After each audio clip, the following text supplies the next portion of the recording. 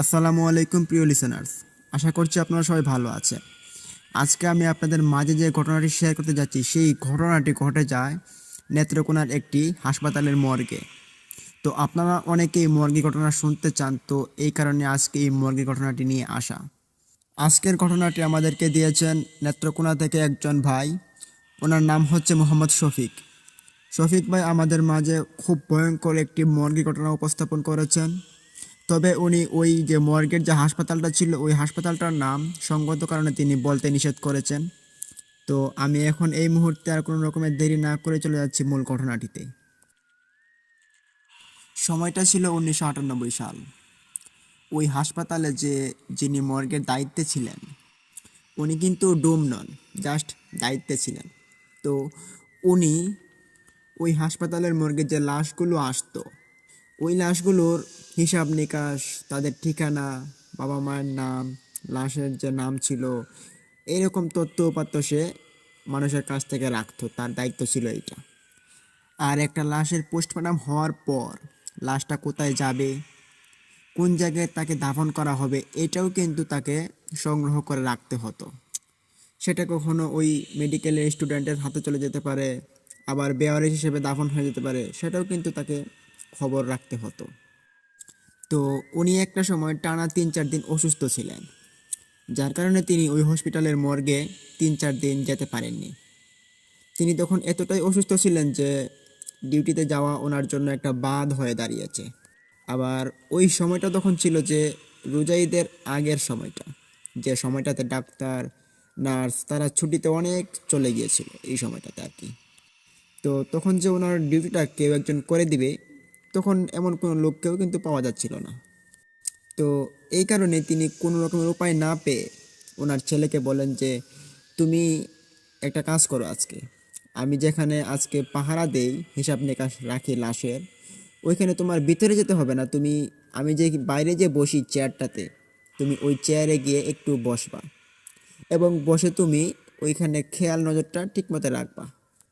আর কিছু করতে হবে না, কেউ যদি কিছু বলেও করার জন্য তাহলেও কিছু করবা না। তো ওই মর্গের যিনি দায়িত্বে ছিলেন ওনার নাম হচ্ছে নারায়ণ বারণী এবং ওনার ছেলের নাম ছিল নিতাই পারই। তো নারায়ণ পারই কিন্তু দীর্ঘদিন যাবৎ ওই মর্গে তিনি ডিউটি করেন, যেহেতু উনি ওই এটার আন্ডারে ছিলেন। তবে মজার বিষয় হচ্ছে যে নারায়ণ পারইর সাথে কোনো দিন কোনো রকমের ঘটনা ঘটেনি, তবে মর্গে কিন্তু অনেক রকমের ঘটনা ঘটে গিয়ে থাকে, তবে নারায়ণ পারইয়ের চোখে কিন্তু এরকম কোনো ঘটনা পড়েনি। যার কারণে নারায়ণ পারই তার পরিবারের সঙ্গে সে বুক ফুলিয়ে কথা বলতো যে মানুষের সাথে কত রকমের ঘটনা ঘটে গিয়ে থাকে, আমি দেখো কত রিক্সের একটা জায়গায় থাকি, তো আমার সাথে তো কিছু ঘটলে ঘটতে পারতো, কিন্তু দেখো আমার সাথে এখনও কিছু ঘটেনি। যার ফলে ওই দিন ওনার ছেলে নিতাই পারই সে ভাবলো যে এটা তো স্বাভাবিক ব্যাপার যে আমার বাবার সঙ্গে যেহেতু কোনো রকমের ঘটনা ঘটেনি, তো আমার সঙ্গে তো এরকম কোনো ঘটনা ঘটবে না, তো এখানে গেলে আমার কোনো সমস্যাও হবে না। আর যেটা মানুষ ভয় পায় সেটা হতে পারে মানুষের মনের ভুল, মানুষ যেটা ভয় পায় সেটাই হতে পারে তার চোখের সামনে হঠাৎ করে বেশি উঠে, এটাই হতে পারে, এছাড়া তো আর কিছু হতে পারে না এখানে। নিতাই পারই এই স্বাভাবিক চিন্তাটাই করেন। তবে নিতাই পারই তখন পড়ালেখা করতো কলেজে, সে ইন্টার ফার্স্ট ইয়ারে তখন পড়তো। ফার্স্ট ইয়ারে পড়লেও সে বেশ উঁচু লম্বা, বেশ সাহসী একজন ছেলে ছিল আর কি সে। তো ওই দিন মর্গে যেহেতু কেউ ছিল না, আর ওই যে হাসপাতালের যে মর্গের যে বিষয়টা, ওইটা নিয়ে কেউ মাথা ঘামায়ও না, যে কে ডিউটিতে আসলো কে ডিউটিতে আসেনি, এটা নিয়ে এত বেশি মানে হয় না কথাবার্তা। এর জন্য তার বাবা অসুস্থ থাকার কারণে সে ওইখানে চলে যায় ডিউটিতে, মানে একটাদের জন্যই তো এখানে যাওয়া। সময়টা ছিল রোজা ঈদের পরের দিন। তখন মোটামুটি খুব শুনশান একটা অবস্থা, হাসপাতালের মধ্যে রোগীর সংখ্যাটাও অনেক কম, ডাক্তার নার্সের সংখ্যাও কম ছিল। তো ওই রাত্রে নিতাই পারই তার বাবা যে টেবিলে বসে থাকে ওই টেবিলে একটু বসে থাকে, জাস্ট বসে থাকার জন্য বসে থাকা আর কি। সে বসেছিল, তবে সন্ধ্যার দিকে সে দেখতে পায় একটি লাশ আসছে। লাশটি দুর্ঘটনায় আহত হয়ে মারা গিয়েছে এবং ওই লেজার বোর্ডে এটি চিহ্নিত করা হয় যে এটি একটা দুর্ঘটনা। তো সে ওই লাশটির চেহারা দেখতে যায়নি এবং ওই লাশটির যে দরজাটা ছিল ওই দরজা থেকে সে অনেকটা দূরে চেয়ারের মধ্যে বসেছিল। আর দুজন ডক্টর মিলে ওই লাশটাকে পোস্টমর্টম রুমের ভিতরে ঢুকিয়ে দেয়। তারপরেই রাত যখন গভীর হয় তখন নিতাই পারই হঠাৎ শুনতে পান ওই মর্গের রুমের ভিতরে ধপাস করে জোরে কিছু একটা পড়ে গিয়েছে। মনে হচ্ছে যে উঁচু থেকে কিছু ভারী একটা জিনিস মাটিতে পড়েছে বা ফ্লোরে পড়েছে।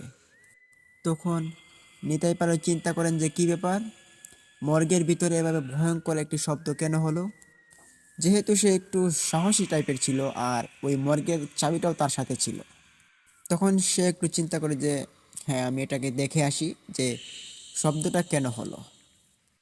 নিতাই পারই আস্তে আস্তে ওই মর্গের দরজাটার কাছে যান। খুলবে কি খুলবে না সে একটু দ্বিধাদ্বন্দ্ব হতে থাকে যে দরজাটি খুলবো কি খুলবো না। তারপর হঠাৎ করে মনে হলো যে না, খুলি দরজাটা। তখন সে আস্তে আস্তে দরজাটা খুলে, দরজা খোলার পর সে লাইটটা অন করে। মর্গে তখন বেশি একটা লাশ ছিল না, একটা দুইটা লাশ ছিল মর্গের ভিতরে।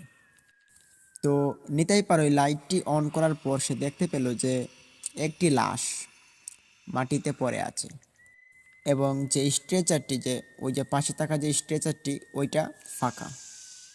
আসলে নিতাই পারই বুঝতে পারছিল না সে যখন ডিউটিতে এসেছিল তার বাবার অবর্তমানে তারপর থেকে একটা লাশই ঢুকেছিল, যেটা কিনা দুজন ডক্টর মিলে তাকে পোস্টমর্টম করিয়েছে। তারপর তো আর কোনো লাশ ওইখানে ঢুকেনি। তো একটি লাশকে ওইখানে মাটিতে পড়ে থাকতে দেখে সে ভাবলো যে লাশটা কি ওইটাই ছিল, লাস্টের ওইটা, যে ওইটা কি ফ্লোরে রাখবে নাকি স্টেজটার উপরে রাখবে, এটা তো কেউ আমাকে বলেনি। তখন নিতাই পারই চিন্তা করেন যে কী ব্যাপার, লাশটা তো ওই স্ট্রেচারের ওপরে থাকার কথা, মাটিতে কেন। তখন নিতাই পারই চিন্তা করেছেন হয়তো বা স্ট্রেচারের উপরে রাখা তার জন্য অসুবিধা বা লাশটার কোনো সমস্যা, যার কারণে তাকে ফ্লোরে রাখা হয়েছে।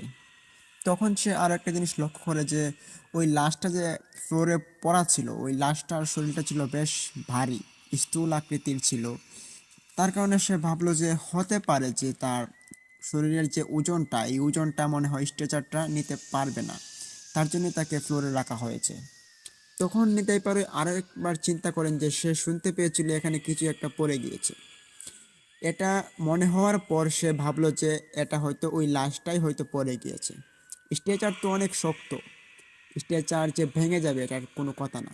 তখন নিতাই পারে ভাবে যে ওই লাশটাকে কি সে স্ট্রেচারের উপরে তুলবে কি তুলবে না। তখন নিতাই পারই এই লাশটার যে চিরা কাটা শরীরটা ছিল ওইটা দেখার পর সে ভাবলো যে না, লাশটা পড়ে আছে পড়েই থাক, আমি এখন আর ধরে আমার হাতটাকে নষ্ট করতে চাই না। পরে কি থেকে কি হয়, যদি তারা ওইখানে লাশটাকে ফ্লোরে রেখে যায়, তো পোস্টমর্টমে যদি কোনো আলামত হয় তো বা বিভিন্ন কারণে এর জন্য তো হতে পারে যে ফ্লোরে রাখতেও পারে।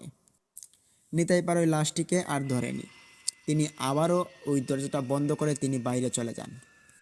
বাইরে গিয়ে তিনি ওই চেয়ারটাতে আবারও বসে পড়েন। তখন বসে থাকতে থাকতে তার হঠাৎ একটু ঘুম ঘুম ভাব চলে আসে। হঠাৎ করে নিতাই পারই মনে হচ্ছিল যে মর্গের ভিতরে কোনো একজন মানুষ হাঁটাহাঁটি করছে। মনে করুন একটি ফ্লোরে, যে ফ্লোরে পানি আছে, ওই পানিওয়ালা ফ্লোরে যদি কেউ হাঁটাহাঁটি করে তাহলে যেরকম তপাস তপাস শব্দ হবে, ঠিক তেমন শব্দে ওই মর্গের ভিতরে কেউ একজন হাঁটাহাঁটি করছে। তো নিতাই পাড়াইয়ের যে বাবা নারায়ণ পাড়ই, তিনি নিতাই পাড়াইকে আগেই বলেছিলেন যে মর্গের পাশে যে একটা গাছ রয়েছে বড়, আর ওই হাসপাতালে বেশ কয়েকটা বড় বড় বিড়াল রয়েছে, যে বিড়ালগুলো ওই বড় বড় গাছগুলোকে বেয়ে মর্গের যে ইন্ডিকেটর রয়েছে উপরের দিকে একটু ফাঁকা জায়গা, ওই ফাঁকা জায়গা দিয়ে ঢুকে পড়তে পারে মর্গের ভিতরে। বিড়ালগুলো ঢুকে অনেক সময় অনেক কিছু তছনছ করে থাকে আর কি তারা। তো নিতেই পারে চিন্তা করেন যে হতে পারে কোনো একটা বিড়াল হয়তো ইন্ডিকেটরের ভিতর দিয়ে ঢুকে পড়েছে, এর জন্য হতে পারে বিড়ালটা হাঁটাহাঁটি করছে আর এরকম শব্দ হচ্ছে। তো নিতেই পারে কিন্তু প্রথম দিকে ওই শব্দটার রহস্যটাকে সে অত বেশি পাত্তা দেয়নি, বিড়াল মনে করে। কিন্তু সময় অতিবাহিত হতে হতে তার একসময় মনে হলো যে বিড়াল হাঁটলে তো এরকম অদ্ভুত রকমের শব্দ হওয়ার কথা না, এত জোরে শব্দ হওয়ার কথা না, আসলে এই শব্দটা কিসের। তখন নিতাই পায়ের একটু সন্দেহ জাগে এবং সে আস্তে আস্তে ওই দরজার কাছে আবারও যায়। কাছে গিয়ে সে আস্তে আস্তে দরজাটা খুলে এবং মর্গের ভিতরে প্রবেশ করে ওই লাইটটি আবারও অন করে দেয়। লাইট জ্বালানোর পর সে দেখতে পায় যে ওই লাশটি এখানেই পড়ে আছে। সে যখন যাওয়ার সময় দেখতে পেল যেই জায়গাতে পড়ে আছে ঠিক সেই জায়গাতেই পড়ে আছে। তো শব্দটা কি হচ্ছিল? সে চিন্তা করলো যদি এটা বিড়ালেই হয়ে থাকে তাহলে এটাকে আমি একটু খুঁজি, দেখি পাই কি না। পেলে ওটাকে মর্গ থেকে বের করে দিতে হবে, না হলে মর্গের ভিতরে সে উল্টাপাল্টা নষ্ট করে দেবে জিনিসপত্র। তখন নিতাই পারুই যে কাজটা করে, সে মর্গের যে যে কয়েকটা লাইট ছিল ওই লাইটগুলো সবগুলো অন করে দেয় এবং চারদিকে সে খুঁজতে থাকে। তারপর খুঁজতে খুঁজতে হঠাৎ করেই সে সত্যি সত্যিই বিড়ালটাকে আবিষ্কার করে। দেখে বড় একটি বিড়াল, কিন্তু সেটি জীবিত না, মৃত। এবং মনে হচ্ছিল বিড়ালটাকে দেখেছে, বিড়ালটাকে কেউ একজন টান দিয়ে তার মাথাটা ছিঁড়ে ফেলেছে এবং তার বডি এক জায়গায় এবং মাথা আরেক জায়গায়। আর ওই বিড়ালটার রক্তে সারা ফ্লোরটা বেসে গিয়েছে। তখন নিতাই পারোয়ের মনে হলো যে খুব বেশিক্ষণ আগে ওই বিড়ালটি মারা যায়নি, তো কে মারলো? তখন নিতাই পারোয় আসলেই মনে মনে ভয় পেয়ে যায় যে আসলেই এখানে কি হচ্ছে, কে মারলো ওই বিড়ালটাকে। নিতাই পারোয় তখন চিন্তা করেন যে আর এক মুহূর্তও নয় এখানে, আমি দ্রুত এখান থেকে বের হয়ে যাব। এই চিন্তা করে নিতাই পারোয় যখনই পিছন ঘুরেছে, হঠাৎ করে সে দেখে পিছনে যে লাশটি নিচে পড়েছিল সেই লাশটি দাঁড়িয়ে আছে। এই দৃশ্য দেখে নিতাই পারোয় প্রচণ্ড একটা চিৎকার দিয়ে সে দরজার দিকে দৌড়ে যেতে থাকে, কিন্তু দরজা পর্যন্ত সে যেতে যেতেই সে সেন্সলেস হয়ে পড়ে যায়। পরের দিন সকালবেলা যখন ওই হাসপাতালের যে কর্মচারী, ডক্টর বা মর্গের যে কর্মচারীরা ছিল, তারা যখন এসেছে সকালবেলা, এসে দেখতে পারে যে ওই মর্গের দরজাটা খোলা এবং ওই নিতাই পারোই সে দরজার সামনে সেন্সলেস হয়ে পড়ে আছে। সবাই নিতাই পারোইকে জ্ঞান ফেরানোর জন্য চেষ্টা করে, তার মুখে পানি ছিটায়। তখন এক পর্যায়ে নিতাই পারোয়ের জ্ঞানটা ফিরে। জ্ঞান ফেরার পরেই নিতাই পারোয় সব ঘটনাগুলো তার সাথে থাকা যে কর্মচারীগুলো ছিল সবাইকে খুলে বলল। তো অদ্ভুত ব্যাপার যে নিতাই পারোয়ের বর্ণনা অনুযায়ী লাশটি স্ট্রেচ থেকে নিচে পড়েছিল, কিন্তু আসলেই সবাই এসে যখন মর্গের ভিতরে ঢুকে দেখে ওই লাশটি স্ট্রেচারের ওপরেই ছিল, লাশটি নিচে ছিল না। তবে একটি বিষয় সবাই আবিষ্কার করে, ওই বিড়ালটা, ওই বিড়ালটার মাথা সত্যি সত্যি এখানে দুভাগে বিভক্ত ছিল এবং ওই বিড়ালটার ডেড বডি এখানে পাওয়া যায়। এই ছিল আজকের প্রথম ঘটনা। তো ইতিমধ্যে আরও একটি ঘটনা আপনাদের মাঝে আমি উপস্থাপন করতে যাচ্ছি। তার আগে প্রিয় লিসেনার্স, একটি কথা আপনাদের মাঝে না বললেই নয়। প্রথম ঘটনাটি কেমন লেগেছে? যদি ভালো লেগে থাকে তাহলে লাইক দিন, কমেন্ট করুন, শেয়ার করে বন্ধুবান্ধবদের মাঝে ছড়িয়ে দিন এবং অবশ্যই অবশ্যই আমাদের চ্যানেলটিকে সাবস্ক্রাইব করুন এবং পাশে থাকা বেল আইকনটি অন করুন। তো আমি আর দেরি না করে চলে যাচ্ছি আমাদের দ্বিতীয় ঘটনাটিতে। প্রিয় লিসেনার, দ্বিতীয় যে ঘটনাটি আপনাদের মাঝে আমি উপস্থাপন করব, সেই ঘটনাটি একটি রক্তহীন করার মতো একটি অ্যাম্বুলেন্সের ঘটনা। তো আপনারা অনেকেই অ্যাম্বুলেন্সের ঘটনা কমেন্টে চান, তো যার কারণে আজকে এই অ্যাম্বুলেন্সের ভয়ঙ্কর ঘটনাটি আপনাদের মাঝে এই মুহূর্তে উপস্থাপন করতে যাচ্ছি। তবে অ্যাম্বুলেন্সের যে ঘটনাটা, ওই ঘটনা কিন্তু সচরাচর পাওয়া যায় না। আপনাদের জন্য খুব কষ্ট করে একটা ঘটনা ম্যানেজ করেছি, এই ঘটনাটি আপনাদের মাঝে এখন উপস্থাপন করতে যাচ্ছি। আশা করি এই ঘটনাটিও আপনাদের কাছে ভালো লাগবে। ঘটনাটির সময়কাল 2009 সাল। আর এই ঘটনাটি যার সঙ্গে ঘটে গিয়েছে তার নাম হচ্ছে রফিক। উনি পেশায় একজন অ্যাম্বুলেন্সের ড্রাইভার। ওনার যে কাজটা ছিল, উনি দুইটা হাসপাতালের মধ্যে যে রুগীগুলো থাকতো ওই রুগীগুলো তিনি আনা নেওয়া করতেন, এরকম একটা পর্যায়ে ছিলেন তিনি। তখন যে হাসপাতালের রোগী বা লাশগুলো তিনি আনা নেওয়া করতেন, এই হাসপাতালগুলোর নাম ছিল, একটি হচ্ছে মিটফোর্ড হাসপাতাল এবং আরেকটার নাম হচ্ছে ঢাকা মেডিকেল কলেজ।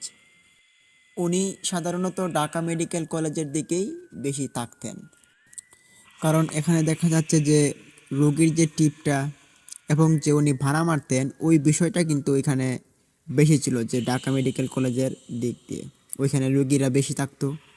এই কারণে কিন্তু তিনি ওই ঢাকা মেডিকেল কলেজের কাছেই বেশি থাকতেন। তো যেদিন এই ওনার সাথে ঘটনাটি ঘটে যায় ওই সময়টা ছিল আগস্ট মাস, আর বার ছিল মঙ্গলবার। তো এই সময়টাতে ওইখানে অনেক গরম ছিল। তো দেখা যায় যে আমাদের এইখানে আগস্ট মাসে অনেকটা গরম পড়ে থাকে, ঠিক তেমনই ওই সময়টাও একটা গরমের সিজন ছিল। তখন ওই সময় রাত বাজে প্রায়, ওনার ভাষ্য অনুযায়ী রাত তখন 11টা কি 12টা বাজে। ওনার পরিচিত একজন ব্যক্তি যে ওই হসপিটালের চতুর্থ শ্রেণীর কর্মচারী, সাধারণত তাদের মাধ্যম দিয়েই কিন্তু ওনারা ট্রিপগুলো পেয়ে থাকেন।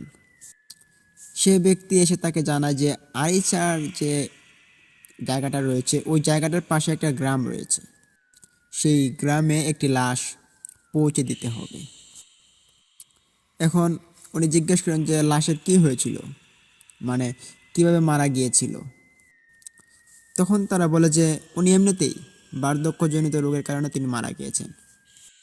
তো এই কথা বলার পর তিনি রাজি হয়ে যান। আর সাধারণত যে তারা ভাড়াটা ঠিক করে, যে অ্যাম্বুলেন্সের ভাড়াটা, ওই ভাড়াটা তারা ঠিকঠাক করে নেন।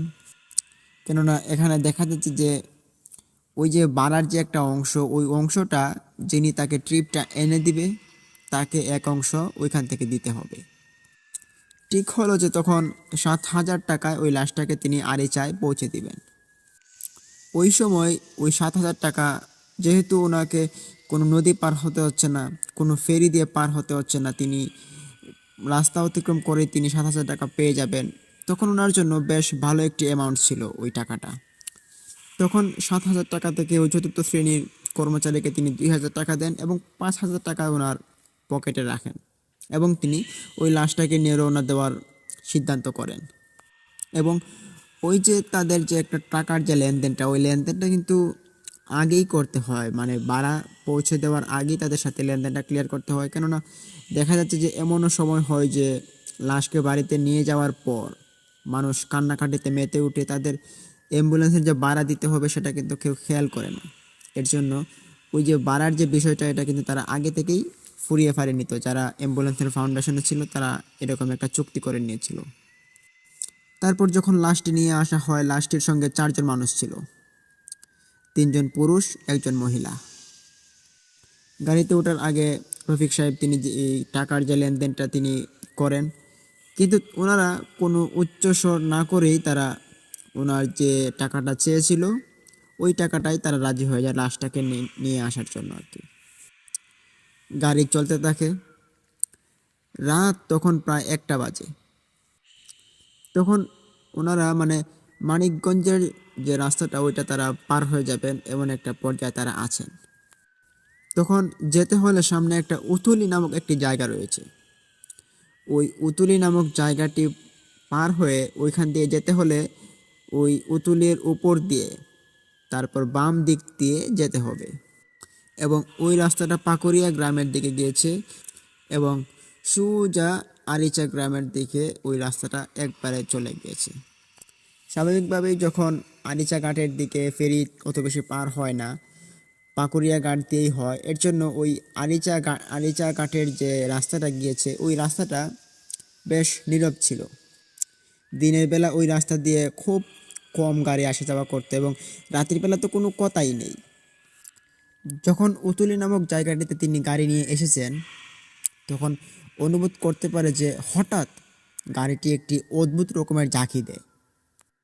সাধারণত ব্রেক করা ছাড়া যদি কোনো আইল্যান্ডের মধ্যে যদি গাড়ি হোঁচট খায় তাহলে যেমন খুব জোরে একটি ঝাঁকি খায়, ঠিক তেমনভাবে একটি ঝাঁকি খেয়েছে, যেটা খুব অদ্ভুত দেখাচ্ছিল। তখন স্বাভাবিকভাবেই তো মানুষ যদি কোনো ঝাঁকি খায় তাহলে ভিতর থেকে বলে যে এই গাড়িটা আস্তে চালাও, দেখে শুনে গাড়ি চালাও। কিন্তু না, ওই রফিক সাহেবকে কিন্তু এরকম কোনো কথাই বলেনি ওই পিছনে থাকা যাত্রীগুলো। তো তিনি ভাবছেন যে তিনি আগেও যখন এই জায়গাটিতে এসেছেন তখন দিনের বেলা কোনো স্পিড ব্রেকার ছিল না, কোনো আইল্যান্ড ছিল না, তো হঠাৎ কেন এইভাবে একটা জাঁকি খেলো? উনি ভাবলেন তখন যে হতে পারে যে চাকার নিচে কোনো ইট বা শক্ত কোনো জিনিস পড়েছে, যার কারণে গাড়িটা ঝাঁকি দিয়েছে। তিনি এই বিষয়টাকে একটু এত লক্ষ্য করে দেখেননি। উনি ৭ পাঁচ না ভেবেই তিনি সোজা চলে যাচ্ছেন। তো উনি যখন আরিচার রাস্তা দিয়ে ঢুকেন, তো ওই রাস্তাটা কিন্তু খুবই নীরব। তো আপনারা যারা যারা এই আরিচার রাস্তা দিয়ে আসা যাওয়া করেছেন, তারা হয়তো জানেন যে এই আরিচার যে রাস্তার পাশে ওইখানে কিন্তু এত গণবসতি বা মানুষের আসা যাওয়া আড্ডা এগুলো কিন্তু খুব বেশি একটা নেই। তবে ওইখানে দীর্ঘ পথ কোনো মানব বসতি নেই। তারপর অনেকটা দূরে ওইখানে একটা ঘাট রয়েছে, এবং ওই ঘাটের যে আগের রাস্তাটা ছিল, ওই রাস্তার আশপাশে আপনারা কোনো ঘর বা কোনো বসতি দেখতে পাবেন না। এখন সামান্য কিছু হয়েছে, তবে আগে তো এটাও ছিল না।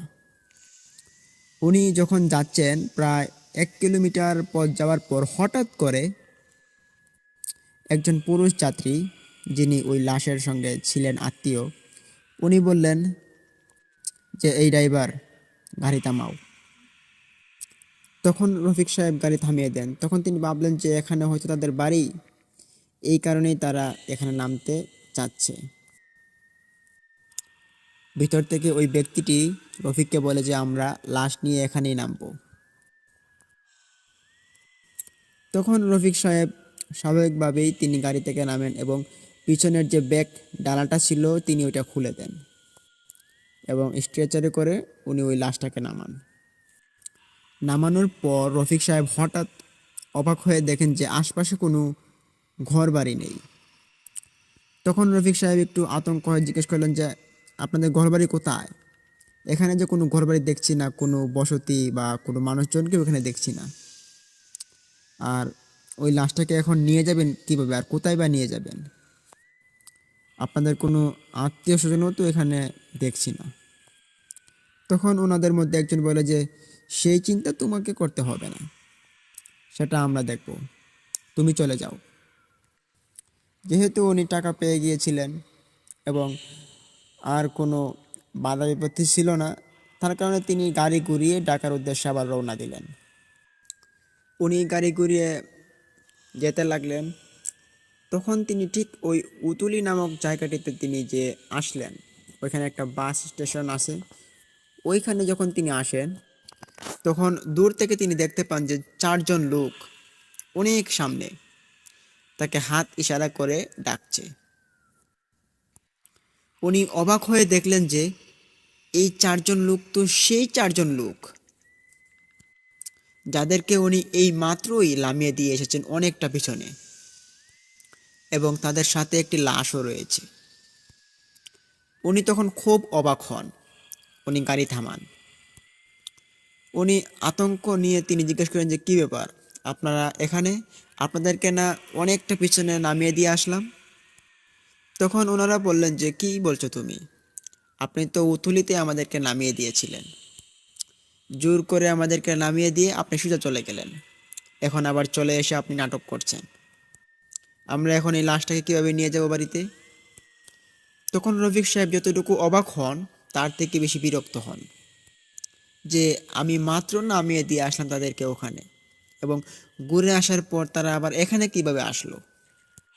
এবং আসার পর তারা বলছে যে আমি নাকি তাদেরকে উতুলি বাস স্ট্যান্ডে নামিয়ে দিয়ে এসেছি। যাই হোক, এটি একটি অবাক করা বিষয় ছিল। সেটি তিনি কোনোভাবেই মিলাতে পারছিলেন না, কেননা তিনি একটু আগেই তো নামিয়ে দিয়ে আসছিলেন। হঠাৎ করে এই ঘটনাটা আবার কেন ঘটলো?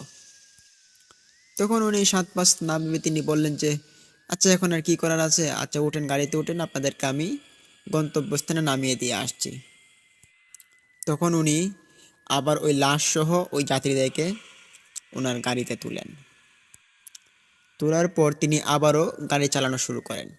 গাড়ি চলতে চলতে চলতে চলতে হঠাৎ একটি জায়গায় তিনি এসে পড়েন, যে জায়গাটাতে তিনি ওই 4জন ব্যক্তিকে লাশ সহ নামিয়ে দিয়ে গিয়েছিলেন। এবং উনি দেখছেন যে 4জন ব্যক্তি হাত ইশারা করে ওনাকে ডাকার জন্য চেষ্টা করছেন। উনি এইবার ভয় পেয়ে যান। ভাবলেন যে কী ব্যাপার, সামনে 4জন লোক লাশ নিয়ে দাঁড়িয়ে আছে, তাহলে আমার গাড়িতে কে বসা? পিছন দিকে তাকিয়ে দেখেন গাড়িতে কেউ নেই। উনি প্রচণ্ড ভয় পান, তারপরও ওনার গাড়িটা থামান, যেহেতু এই জায়গাটাতেই তাদেরকে উনি নামিয়ে দিয়ে গিয়েছিলেন। উনি জিজ্ঞেস করেন যে কী ব্যাপার, কি হয়েছে? তখন ওনাদের মধ্যে থেকে একজন বলেন যে আপনি আমাদেরকে এখানে নামিয়ে দিয়ে চলে গেলেন কেন? আমরা কি এখানে নামবো? আমরা এখানে যে আপনি নামিয়ে দিলেন, আমরা এখন এই লাশটাকে নিয়ে কোথায় যাব? আমরা তো আরেচার পাশে যে গ্রামটি রয়েছে আমরা সেখানে যাব। তখন রফিক সাহেব এইবারও অবাক হন, এবং অবাক হওয়ার চেয়ে বেশি তিনি তখন বিরক্তটা হন। তখন উনি রেগে বললেন যে আপনারাই বললেন এখানে নামিয়ে দেওয়ার জন্য, এখন আপনারাই বলছেন কোথায় যাবেন, নাটক শুরু করছেন আমার সাথে। আপনারা বলার পর আপনাদেরকে এখানে নামিয়ে দিয়ে গেলাম, যাওয়ার পরেও আপনারা ওইখানে দাঁড়িয়েছিলেন, ওইখান থেকে আমি আপনাদেরকে নিয়ে আসলাম। এখন আবার বলছেন আপনারা কোথায় যাবেন, আপনাদেরকে আবার কোথায় নিয়ে দিয়ে আসার জন্য। এটা কি হচ্ছে? তখন ওনাদের কাছ থেকে একজন বলেন যে কী ব্যাপার, আপনি আমাদেরকে আরিচাই কোথায় পাবেন? আমরা তো এখানেই আছি, আপনিই তো আমাদেরকে জোর করে নামিয়ে দিয়ে গেলেন। তখন ড্রাইভার বললেন যে কি বলেন আপনি? আমি আবার আপনাদেরকে জোর করে কীভাবে নামাবো? লাশ সহ কি আপনাদেরকে আমি গাড়ি থেকে জোর করে জীবনও নামানো সম্ভব হবে আমার কাছে? এইভাবে ওনাদের সাথে রফিক সাহেবের অনেকক্ষণ ঝগড়াঝাটি হয়। তবে এক পর্যায়ে রফিক সাহেব বললেন যে আচ্ছা ঠিক আছে, বাদ দেন, আবার ওঠেন আমার গাড়িতে, কোথায় যাবেন এখন বলেন, তাড়াতাড়ি গিয়ে নামিয়ে দিয়ে আসি। কিন্তু রফিক সাহেবের মনের ভিতর যে একটা খসখসানি হচ্ছিল, সেটা কিন্তু কোনোভাবেই যাচ্ছিল না। যে এখানে আমি তাদেরকে নামালাম, এবং উতুলি বাস স্ট্যান্ডে যাওয়ার সময় তাদের সঙ্গে আবার দেখা, তারা বলল নাকি আমি তাকে জোর করে নামিয়ে দিয়েছি। কি হচ্ছে এটা? উনি মনে মনে খুব ভয় পাচ্ছিল। তবে যেহেতু তো ওনার বয়সটা ছিল 45 বছরের মতো ছিল, রফিক সাহেবের বয়সটা আর কি। এবং মোটামুটি 20-22 বছর বয়স হওয়ার পর থেকে কিন্তু তিনি ওই অ্যাম্বুলেন্স গাড়িটাকে তিনি চালান। তো অনেক ঘটনাই কিন্তু ওনার সাথে রাস্তাঘাটে ঘটে গিয়েছে, টুকিনাকি ঘটনা।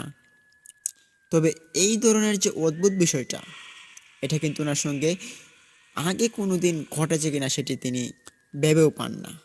তো উনি গাড়ি চালাচ্ছিলেন, প্রায় 1.5 কিলোমিটার যাওয়ার পর হঠাৎ একজন বলেন যে একটু গাড়িটা থামান। তখন রফিক সাহেব বলেন যে এখানেই কি আপনারা নামবেন? পিছন থেকে বলে যে না, আমরা এখানে নামবো না, তবে আমাদের একটি কাজ আছে এখানে। এই কথা বলে গাড়ি থেকে একজন নামেন, এবং বাকি সবাই অ্যাম্বুলেন্সের ভিতরে বসে থাকেন। তখন রফিক সাহেবের একটু প্রাকৃতিক ডাকে সাড়া দিয়েছিল, ওনার একটু সময় নিয়ে তিনি আবারও গাড়িতে চলে আসেন।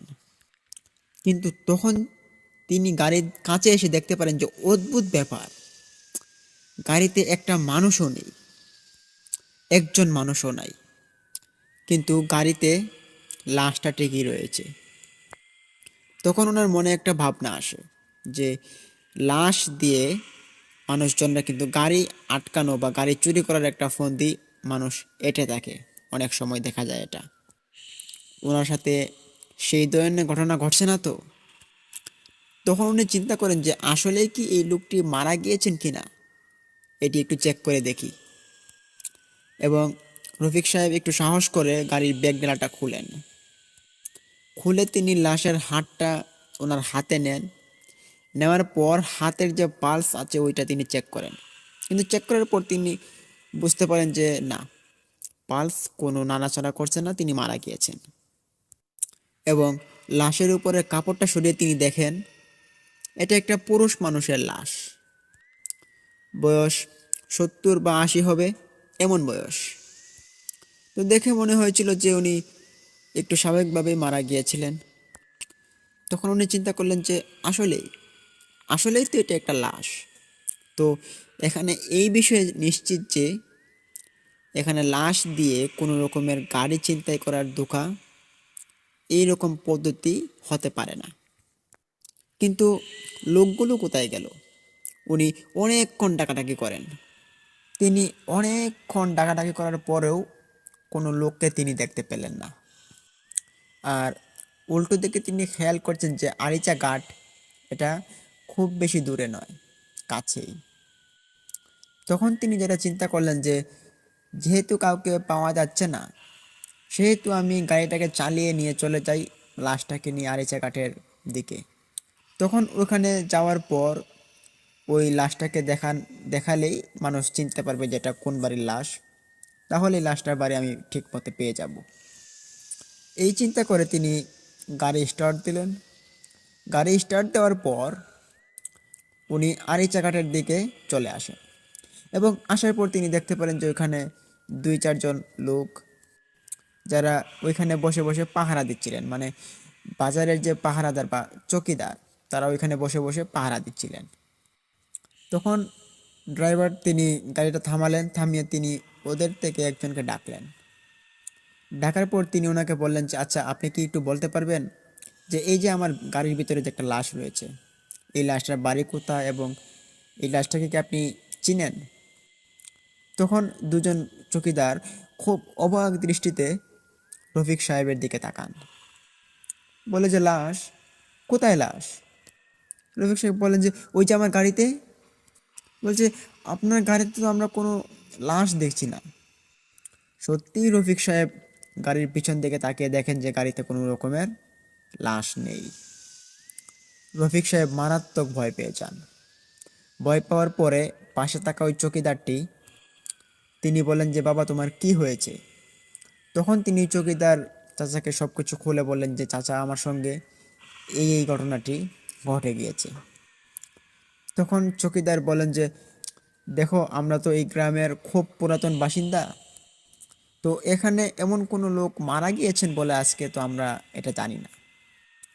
চকিদারের মুখে এই কথা শুনে রফিক সাহেব চিন্তা করেন যে হয়তো বা তারা জানেন না, যেহেতু হাসপাতালে মারা গিয়েছে, হতেও পারে তারা জানে না। কিন্তু ওই যে ওনার সঙ্গে যে এরকম ভয়ানক ঘটনাগুলো ঘটছে, এইগুলো কেন ওনার সাথে ঘটছে সেটা কিন্তু তিনি বুঝতে পারছেন না। তিনি কোনো হিসাব মেলাতে পারছিলেন না। তিনি ওই দিন আর ওনার গাড়ি নিয়ে ঢাকায় তিনি যেতে পারেননি। উনি তখন সেখানে মানসিকভাবে খুব বিপর্যস্ত হয়ে পড়ে। ওনার এই বিপর্যস্ত দেখে আরিচা ঘাটের যে দুজন চৌকিদার ছিলেন, তারা ওই রফিক সাহেবের গাড়িটাকে পার্কিং করার ব্যবস্থা করে এবং রফিক সাহেবকে রেস্ট নেওয়ার জন্য তারা যেখানে থাকতো আর কি, ওইখানে রেস্টের জন্য তাকে দেওয়া হয়। বলেন যে আপনি এখানে একটু বিশ্রাম করেন, তাহলে আপনার ভালো লাগবে। বিশ্রামের পর যখন সকাল হয়, রফিক সাহেব ঘুম থেকে ওঠার পর দেখতে পারেন যে আশপাশ থেকে অনেক লোক ওনার কাছে এসেছেন। সবাই কৌতূহলী হয়ে তাকে জিজ্ঞেস করছেন যে আসলে কি হয়েছে আপনার সাথে। তখন রফিক সাহেব আবারও ওই ঘটনাটি ওই সকল মানুষদের কাছে খুলে বলেন। তখন ওইখান থেকে একজন লোক বলে ওঠে যে হ্যাঁ, আমাদের পাশের গ্রামের একজন বৃদ্ধ লোক মারা গেছেন, কিন্তু সে যতটুকু জানে যে রাত্রি 3টার সময় তার জানাজা হয়েছে এবং জানাজার পর তাকে কবরস্থও করা হয়েছে এবং তাকে নাকি একটি মাইক্রোবাসে করেই নিয়ে আসা হয়েছিল। উনি তখন খুব অবাক হন এবং ভাবেন যে আমি তাহলে কার লাশ নিয়ে আসলাম। তখন উনি বলেন যে আসলে এই লাশের বাড়িটি কোথায়, আমাকে একটু দেখাতে পারবেন? তখন ওইখানে থাকা একজন লোক ওনাকে ওই বাড়িতে নিয়ে যাওয়া হয়। বাড়িতে নিয়ে যাওয়ার পর তিনি লক্ষ্য করেন যে যে 4জন লোক, মানে যে 4জন লোককে তিনি নিয়ে এসেছিলেন, সেই 4জন লোকই কিন্তু এই বাড়িরই আত্মীয় স্বজন। কিন্তু এই 4জন লোক ওই ড্রাইভারটাকে কোনোভাবেই চিনতে পারছে না।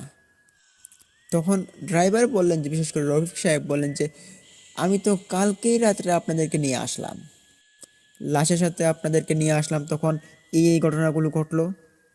তখন একজন ওখানে বলে যে না তো, আমরা তো আপনার গাড়ি দিয়ে আসিনি, আপনার মাইক্রোবাসের রং হচ্ছে কালো, আর আমরা যে মাইক্রোবাস দিয়ে এসেছিলাম এটার রং হচ্ছে সাদা, আমরা তো আপনার গাড়ি দিয়ে আসিনি।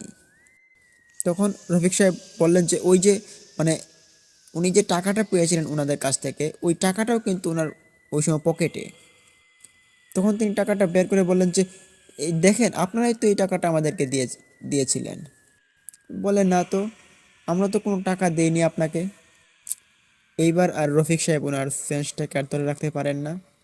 উনি আবারও ওইখানে সেন্সলেস হয়ে পড়ে যান। তারপর ঘন্টাখানেক পর যখন ওনার আবার জ্ঞান ফিরে, তখন রফিক সাহেবের বাড়িতে ফোন করা হয়। ওনার বাড়ি থেকে লোক আসার পর সেই ব্যক্তি রফিক সাহেবকে ড্রাইভ করে ওনাকে ঢাকায় নিয়ে চলে যান।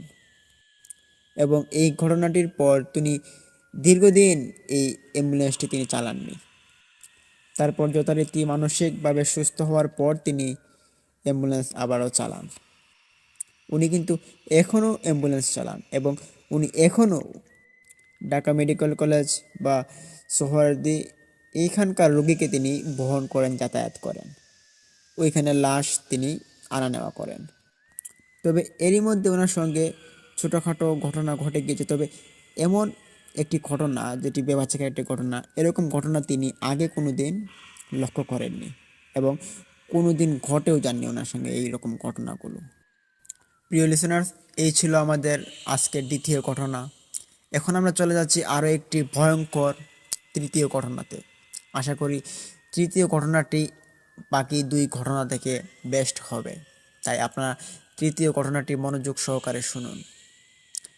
প্রিয় লিসেনার্স, তৃতীয় ঘটনাটি যে শেয়ার করব, সেই ঘটনাটি আমাদের সাথে শেয়ার করেছেন, ওনার নাম হচ্ছে ফজলুল হক। উনি যে ঘটনাটি আমাদেরকে শেয়ার করেছেন, সেই ঘটনাটি ঘটে যায় হচ্ছে সিলেট জেলাতে। সিলেট, ওইখানে ওই যে ঘটনাটি, সেই ঘটনাটির সময়কাল হচ্ছে প্রায় 1980 সালের দিকে। তখন বাংলাদেশের যুদ্ধের পরপর প্রায় অনেকটা ধ্বংসাবশেষ হয়েছে। এরপরেই কিন্তু বাংলাদেশের যে নির্মাণ কাজটা, ওইটা কিন্তু সচরাচর চালু হয় এবং ওই যে সচরাচর চালু হয়, এটার পরিপ্রেক্ষিতেই এখানে একটি ঘটনা ঘটে যায়। সেই জায়গাটার নাম সঙ্গত কারণে বলা যাচ্ছে না। তবে ওই জায়গাতে একটা ছোটোখাটো একটা ব্রিজ নির্মাণ করানো হয়, তবে ব্রিজটা আদৌ নির্মাণ করা হয়নি। প্রিয় লিসনার্স, এই ঘটনাটির পরিপ্রেক্ষিতে অনেক মানুষও কিন্তু মারা গিয়েছিল।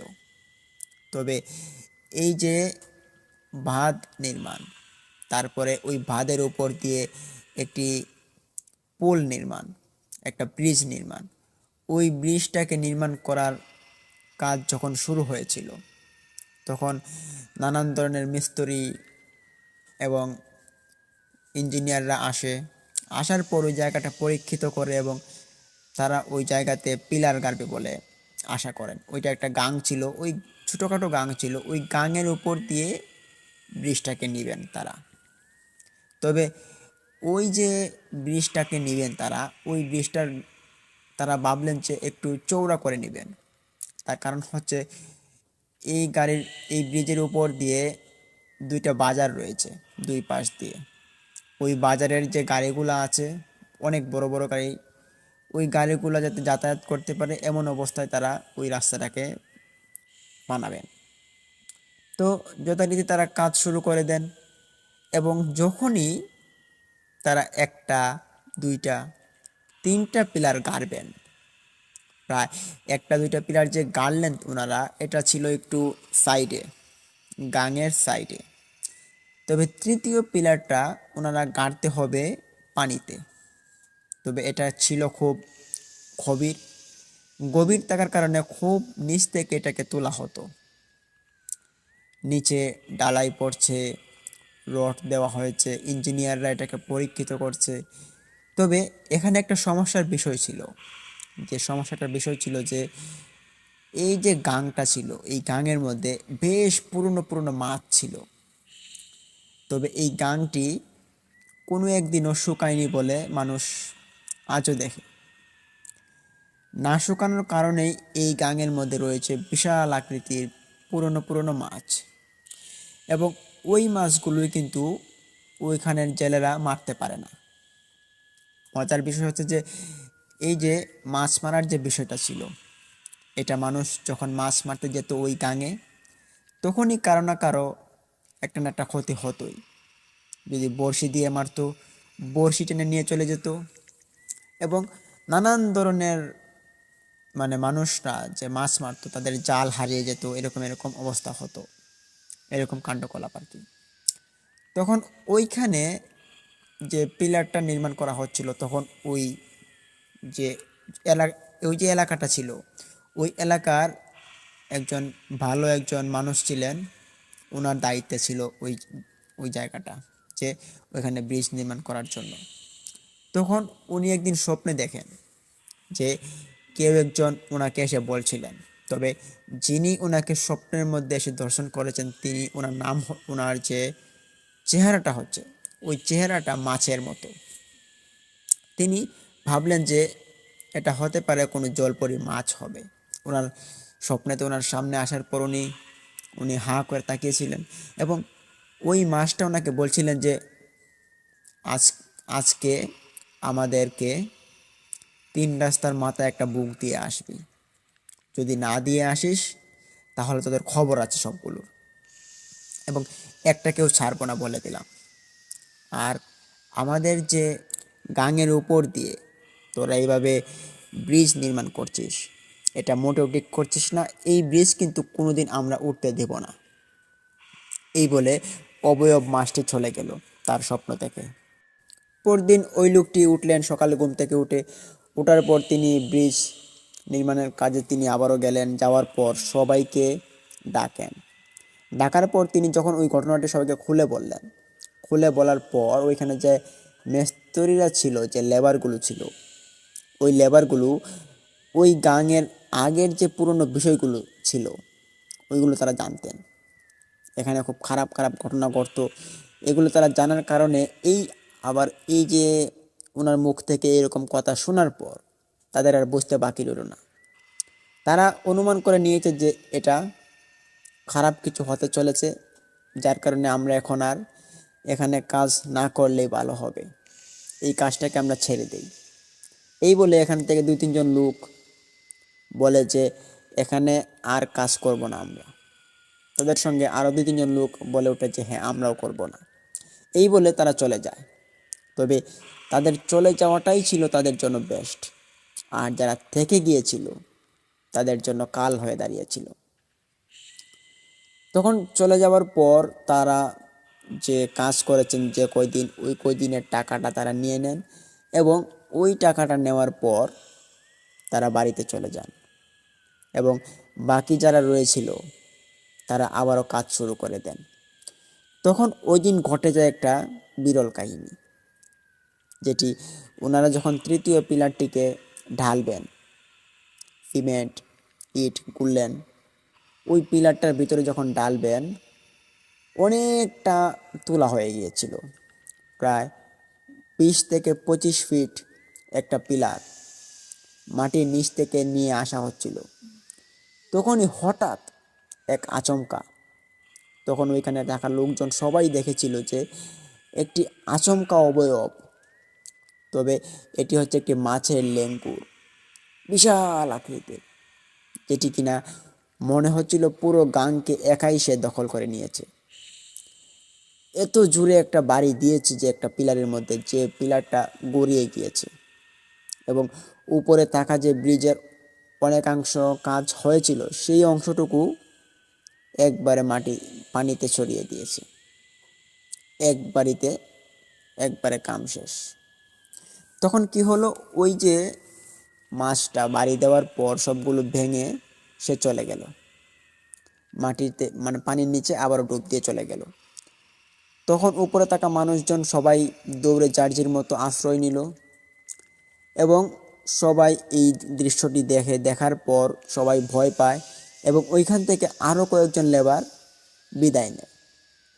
তবে যারা যারা বিদায় নিয়েছে তারাই লাকি ছিল, পরদিন আবারও কাজ হবে।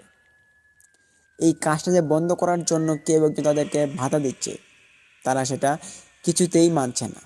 তারা এখানে ব্রিজ বানাবে মানে বানাবেই। তারপর যখন পরদিন আবারও ওই ব্রিজ বানানোর জন্য লোকজন আসে সকালবেলা, আসার পর পিলারের যখন মালগুলো গুলা হয়, ওই উপর থেকে একজন মানুষ পড়ে যায়। উপরে কাজ করতেছিল, কাজ করতে করতে হঠাৎ করে সে পড়ে যায়। এবং পড়ে যাওয়াতেই কিন্তু সীমাবদ্ধ ছিল না, তিনি পড়ে যাওয়ার পর মারা গিয়েছেন।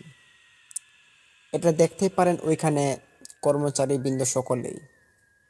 দেখতে পেরে ওনারা সবাই শোকাহত হন, কেননা যে ছেলেটা মারা গিয়েছে তার বয়স প্রায় আনুমানিক 25 থেকে 30 হবে। নতুন সদ্য বিয়ে করেছে বলে কথা। তার অকাল মৃত্যু। তার সে মারা গিয়েছে, তাকে যথারীতিভাবে বাড়িতে পাঠিয়ে দেওয়া হয়। তখন আবারও কাজ শুরু করে দেওয়া হয়। তখন ওইখানে আরও একটি কাণ্ড ঘটে। যখন দুপুর বেলা হয়ে যায়, ওই সময় কিন্তু সকল যে লেবাররা ছিল তাদের খাবারের সময়টা হয়। ওই খাবারের সময়ে আরও একটি ঘটনা ঘটে। যখন ওই কন্ট্রাক্টরটা বাড়িতে চলে গিয়েছিল এবং কিছু লেবাররা ওই ব্রিজের উপর থেকে নিচে নামলেন, ওদের সাথে কিছু ইঞ্জিনিয়ারও ছিল। প্রায় ওখানে 14 থেকে 15 জন মানুষ ছিল, মানে কমতে কমতে। আর ওই মানুষগুলোর সঙ্গেই দুপুরবেলা একটা ঘটনা ঘটে যায়। তারা যখন খাওয়া দাওয়া করছিলেন, তারা সম্ভবত বাড়িতে যেতেন না, বাড়ি থেকে ভাত নিয়ে চলে আসতেন। আবার কোনো কোনো দিন কোনো হোটেল থেকে বা কোনো রেস্টুরেন্ট থেকে তারা খাবার নিয়ে এসে খাওয়া দাওয়া করে নিতেন, এভাবে আর কি। তো বরাবরের মতোই ওই দিন বাড়ি থেকে ভাত নিয়ে আসেন এবং সবাই মিলে ওইখানে খেতে বসেন। ভাত খেতে খেতে একজন পিছন থেকে লক্ষ্য করতে পারেন যে ওই যে গাঙের যে পানিটা রয়েছে ব্রিজের নিচে, ওই পানিতে কিছু একটা উমর হাম্মুর করছে, মানে মানুষের মতো কেউ একজন কাতরাচ্ছে। এটা সে দেখতে পায়। দেখার পরই সে আঙ্গুল দিয়ে ইশারা করে, দেখো ওই পানির মধ্যে কিছু একটা আছে। তখন ওই লোকটার কথা শুনে সব মানুষ পিছন দিকে তাকায়। তাকে সবাই একই দৃশ্য দেখতে পারে যে ওই পানি থেকে ঘুরে ঘুরে কিছু একটা ওঠার চেষ্টা করছে। তখন সবাই বিস্মিত হয়ে হাতের বাতটুকু ফেলে দেয় মাটিতে। অনেকে ভয় পায়, কিন্তু সবাই এক জায়গায় দাঁড়িয়ে আছে। দাঁড়িয়ে থাকতে থাকতে সবাই দেখতে পারে যে ওই পানির নিচ থেকে টর্নেডোর মতো পানি ঘুরছে এবং ঘুরতে ঘুরতে এমন একটি অবয়ব ওইখানে হাজির হয়। তখন ছিল ঠিক দুপুর, প্রায় মধ্য দিন শুরু হয়েছে, সূর্য ঠিক মাথার উপরে। এরকম একটা অবস্থায় একটি অবয়বের দেখা ছিল, কালো, তবে মাছের মতো ছিল। একদম অর্ধেক ছিল মাছ এবং অর্ধেকটা ছিল মানুষের মতোই বলা যায়, তবে সে একটা মাছের মতো দেখা যায়। সে উঠে বলছে যে, তোমরা এখান থেকে চলে যাও, না হলে তোমাদের একটাকেও ছাড়বো না। আর এই ব্রিজ কোনোদিন এখানে আমরা বানাতে দিব না। আর তোমরা যতই চেষ্টা করো, আমরা এই ব্রিজটাকে ভেঙে গুঁড়ো গুঁড়ো করে দেব। তাই বলছি, এখানে কোনো ব্রিজ বানানোর চেষ্টাও করবা না। এই বলে অবয়বটি পানিতে ডুব দিয়ে চলে গেল। তখন ওইখানে থাকা লোকজন সবাই দেখতে পায় একই দৃশ্য। দেখতে পেয়ে এক একজনের মুখ আর মুখের জায়গায় নেই, সকলে ভয় পেয়ে কাবু হয়ে গিয়েছেন। কন্ট্রাক্টর আসার পর জিজ্ঞেস করা হয়, তখন ঘটনা খুলে বলেন এরকম এরকম হয়েছে। আবার ওই পাশে যে একটা বাজার ছিল, ওই বাজার থেকেও কিছু মানুষ যখন দুপুরে আসছিল বাজারে, তারাও দেখতে পায় যে এই অবয়বটিকে। তখন আস্তে আস্তে করে এক কান দুই কান হতে হতে, যেহেতু গ্রামের একটা তরিকা আছে, যেমন গ্রামের মধ্যে মানুষ হয় কি যে একটা ঘটনা যদি পায় তাহলে এক কান দুই কান হতে হতে এটা পুরো গ্রাম ছড়িয়ে যায়। ঠিক তেমনি ওই কথাটা পুরো গ্রাম ছড়িয়ে গিয়েছে এবং ওই যে ঘটনাটা, এটা শোনার পর ওইখান থেকে অনেক মানুষ, বড় বড় মানুষ, তারা এসে বাধা দেয় যে এখানে কোনো রকম ব্রিজ নির্মাণ না করাটাই ভালো হবে। তখন ওই কন্ট্রাক্টরকে বলেন যে এই ব্রিজটা এখানে নির্মাণ না করলেই ভালো হবে। কিন্তু না, ওই যে ব্রিজের কন্ট্রাক্টর, সে ছিল একটু লোভী টাইপের। সে ভাবছিল যে যদি আমি এখন এই ব্রিজের কাজটা ছেড়ে দেই, তাহলে কর্তৃপক্ষের কাছ থেকে আমি টাকা পাবো না। আর টাকা না পেলে আমার অনেক বড় লোকসান হয়ে যাবে। তখন সে যেভাবেই হোক ওইখানে কাজ করবে বলে সিদ্ধান্ত করে, বলে যে কাজ চলবে এবং কাজ তোমাদেরই করতে হবে। এটা কি না কি দেখেছো উল্টাপাল্টা, এসব কিছু না, কাজ শুরু করো। তখন ওইখান থেকে আরও কয়েকজন লোক ছাঁটাই করা হয়, তবে ছাঁটাই করা হয়নি, তারা নিজ ইচ্ছায় ওখান থেকে চলে যায়। আর কিছু লোককে রাখা হয়, তাদেরকে খুব বেশি বেতন দেওয়া হবে বলে লোভ দেখিয়ে তাদেরকে ওইখানে রাখা হয়। তখন স্বাভাবিকভাবেই কাজ চলছিল, একদিন 2 দিন যাচ্ছিল।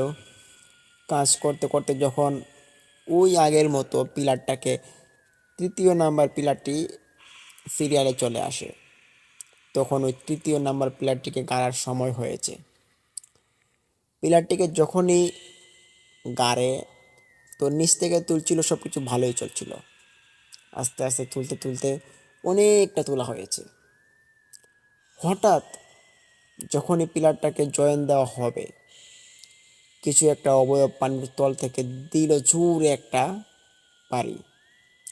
একবারে খেয়ে ওই পিলারটা ভেঙে পড়ে, এবং ওই পিলারটা ভেঙে যাওয়ার সাথে সাথেই ওই উপরের যে ব্রিজের যে কাজ কাজের যে অংশটুকু ছিল, যেমন ইট, বালু, সিমেন্ট, তারপরে যে ওই জোড়া দেওয়া অংশগুলো ছিল, সবগুলো ভেঙে পড়ে যায় এবং নিচে থাকা মানুষ সবগুলো মারা যায়। এবং মারা যায় ওইখানে ওই কন্ট্রাক্টরও। তাদের অদ্ভুত মৃত্যুতে অনেক মানুষই এটার রহস্য খোঁজার জন্য ব্যাখ্যা চেষ্টা করে থাকে, কিন্তু এই রহস্য যে খুঁজতে হলে ভালো কিছু মানুষের কাছে যেতে হবে। তবে এখানে কিছু জ্ঞানী মানুষ বুঝতে পেরে গিয়েছিল যে তাদেরকে মেরেছে ওই মাছ, যে মাছটা কিনা ওই গাঙের মধ্যে বসবাস করে। এছাড়া আর কে মারবে? এই মাছটা তাদেরকে আগে হুমকিও দিয়েছিল, হুঁশিয়ারি দিয়েছিল, কিন্তু তারা মানেনি। যাই হোক, ভালো হয়েছে যেটা হয়েছে। এই ভেবে কিছু মানুষ ছেড়ে দেয়, আবার কিছু মানুষ এটাকে ছাড়ে না। তারা ভাবলো যে এটার কোনো একটা ফায়সালা তদন্ত করবেই। তখন যেটা করা হয়, ওইখানে তখন নতুন নতুন কিছু ডুবুরি বের হয়েছিল। ওই ডুবুরি দুজনকে ডাকা হয়।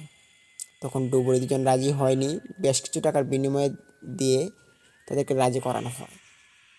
তাদের কাজ হচ্ছে তারা পানির নিচে গিয়ে দেখবে যে কি আছে।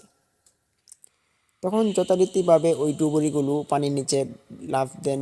ডুব দিয়ে যাওয়ার পর ওখানে তারা যা যা দেখতে পারেন, সেটা দেখার পর একজন ওইখানে রীতিমতো সেন্সলেস হয়ে পড়ে।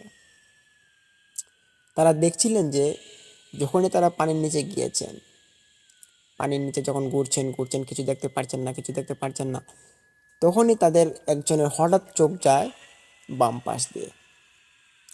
বাম পাশে দেখতে পারে যে কেমন একটি মাছের মতো, তবে মাছ না, মানুষের মতো, তবে মানুষ না। এটি একটি অবয়ব, যার শরীরটা ছিল বেশ কালো, পুরো শরীরটা কালো। এই অবস্থা আর কি। এটা দেখার পর ওইখানে একজন সেন্সলেস হয়, এবং আরেকজন ছিল, উনি খুব শক্ত মনের মানুষ ছিলেন। উনি তাকে দেখতে পারে যে সে সেন্সলেস হয়ে যাচ্ছে, সে উপরের দিকে ভেসে উঠছে। তখন ওনাকে দৌড় দিয়ে গিয়ে ধরে এবং অক্সিজেনটা মুখে লাগান, এবং যথারীতিভাবে পানির উপরে চলে আসেন এবং উঠে ওনার চিকিৎসা করানো হয়। উপরে ওঠার পর জিজ্ঞেস করা হলে তারা বলেন যে এই অবস্থা দেখে এসেছে। তখন এই অবস্থা থেকে মুক্তি পাওয়ার জন্য ওইখানের লোকজনরা অনেক ভালো ভালো কবিরাজকে ডেকে আনে, এবং কবিরাজের দ্বারা এই জায়গাটিতে বাঁধ দেওয়া হয়, তাবিজ দেওয়া হয়, পরা পানি দেওয়া হয়, যেহেতু যাতে এরা এখান থেকে চলে যায়, এর জন্য অনেক রকমের কাজ করা হয়। কিন্তু কাজ যতই করুক, যেটা টাকার সেটা কি আর যাবে? এটাই হচ্ছে মেইন কাহিনীটা। তো প্রিয় লিসেনার্স, এই যে ব্রিজটা, এটা কিন্তু তারা আর কখনো বানাতে পারেনি, এবং ওই ব্রিজটাকে আর বানানোর জন্য কেউ চেষ্টাও করেনি। এখানে একটা শেষ রাস্তার মাথা গিয়ে অ্যাড হয়েছে, এপাশ থেকে ওপাশ থেকে। আর যতটুকু মানুষ যাওয়া আসা করে এর আধা কিলোমিটার দূরত্বে আরেকটি ছোটোখাটো ব্রিজ নির্মাণ হয়েছে, সেই ব্রিজ দিয়েই মানুষ আসা যাওয়া করে থাকে, এবং ওই ব্রিজ দিয়েই এখন মানুষ চলাফেরা করে। তবে এটা এখন যে ঘটনাটা আপনাদের মাঝে বললাম, সেটা আজ থেকে প্রায় ৪৫ বছর আগের ঘটনাটি, যেটি ঘটে গিয়েছিল। তো প্রিয় লিসেনার্স, এই ছিল আজকের আমাদের ভয়ানক ঘটনাগুলো, যে ঘটনাগুলো ইতিমধ্যে আপনাদের মাঝে আমরা উপস্থাপন করে দিয়েছি। আমরা আপনাদের জন্য সেরা বাছাইকৃত ঘটনাগুলো আমরা কালেক্ট করে থাকি। এটা করতে আমাদের অনেকটা কষ্ট হয়, তো আপনাদের জন্য আমরা একটু কষ্ট করতে রাজি আছি। তো প্রিয় লিসেনার্স, আপনাদের মাঝে আরও একটি কথা রিকোয়েস্ট করে বলতে চাইব যে আমাদের আজকের যে 3টা এপিসোড, 3টা ঘটনা নিয়ে আপনাদের মাঝে একটা এপিসোড বানিয়ে নিয়ে আসলাম। তো 3টা ঘটনা আপনাদের কেমন লাগলো কমেন্ট করুন, এবং ভিডিওতে লাইক দিন, শেয়ার করে বন্ধুবান্ধবদের মাঝে ছড়িয়ে দিন, এবং অবশ্যই অবশ্যই আমাদের এই নতুন চ্যানেলটাকে সাবস্ক্রাইব করুন, পাশে থাকা বেল আইকনটি অন করে রাখুন। এবং আমাদের টার্গেট হচ্ছে আমরা আমাদের চ্যানেলটিকে ভেরিফিকেশনের দিকে এগিয়ে নিয়ে যাব। তো অবশ্যই আপনারা আমাদের চ্যানেলটাকে সাবস্ক্রাইব করুন, আমাদের পাশে থাকুন। আমরা নিশ্চয়ই ভবিষ্যতে একটা সুন্দর উপহার আপনাদেরকে দিতে পারবো, তাই সবসময় আমাদের সাথেই থাকুন। আর প্রিয় লিসেনার্স, যদি আপনাদের সাথে বা আপনাদের কোনো আত্মীয়র সঙ্গে কোনো রকমের কোনো ভৌতিক ঘটনাগুলো ঘটে গিয়ে থাকে, সেই ঘটনাগুলো আপনারা চাইলে আমাদের কাছে শেয়ার করতে পারেন। আপনারা আমাদের ইমেল অ্যাড্রেস আমাদের ডিসক্রিপশন বক্সে পেয়ে যাবেন। চাইলে আমাদের ইমেইলে আপনারা লিখে বা রেকর্ডিং করে উভয়ভাবে আপনারা আমাদের মাঝে আপনাদের ঘটনাগুলো উপস্থাপন করতে পারেন, এবং সেই ঘটনাগুলো আমরা আমাদের শ্রোতাদের কাছে উপস্থাপন করব।